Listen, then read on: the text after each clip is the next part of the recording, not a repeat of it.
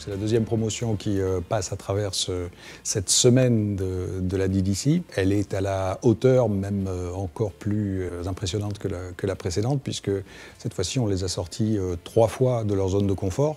On a eu la chance de se déplacer au sein de 3 sièges dans des entreprises, c'était vraiment intéressant. Ça nous a permis, par exemple, cette semaine de rencontrer le directeur France d'Atos, le vice-président d'IBM, donc qui sont des anciens élèves de l'ESUA. Et on a cette relation un peu plus proche d'eux, donc qu'on peut aller leur parler et tout de suite s'instaure un climat beaucoup plus amical. D'avoir pu parler avec le directeur de chez Atos, par exemple, et de nous parler de la passion, de ce qui était le plus important pour lui au sein d'une entreprise, je pense que c'était aussi important que le sujet vraiment de chaque conférence.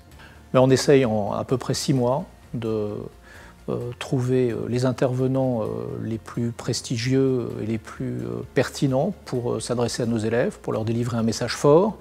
On cherche des partenariats industriels avec des entreprises qui vont pouvoir nous accueillir. Et on harmonise tout ça dans une logistique réglée au cordeau.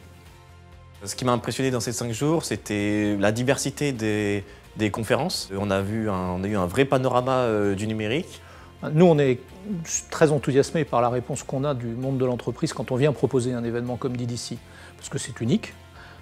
Et que très vite, ils voient l'intérêt qu'ils ont à faire valoir leur marque employeur auprès des étudiants, à apporter des éléments concrets sur la vie en entreprise et en même temps à faire connaissance avec ceux qui peuvent être leurs futurs employés finalement. Cette semaine a été vraiment l'exception pour nous, étudiants en 5e année. Je ne suis pas sûre qu'il y ait beaucoup d'écoles qui puissent rencontrer autant de personnes importantes, haut placées entre guillemets, dans les entreprises françaises en une seule semaine. C'est très enrichissant pour notre futur et ça nous restera à jamais, je pense.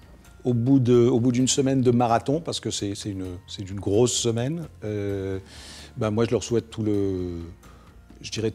la réussite personnelle et professionnelle. Ça a été dit pendant toute la semaine par des intervenants extérieurs, il faut qu'ils se posent la question de ce qu'ils ont envie de faire.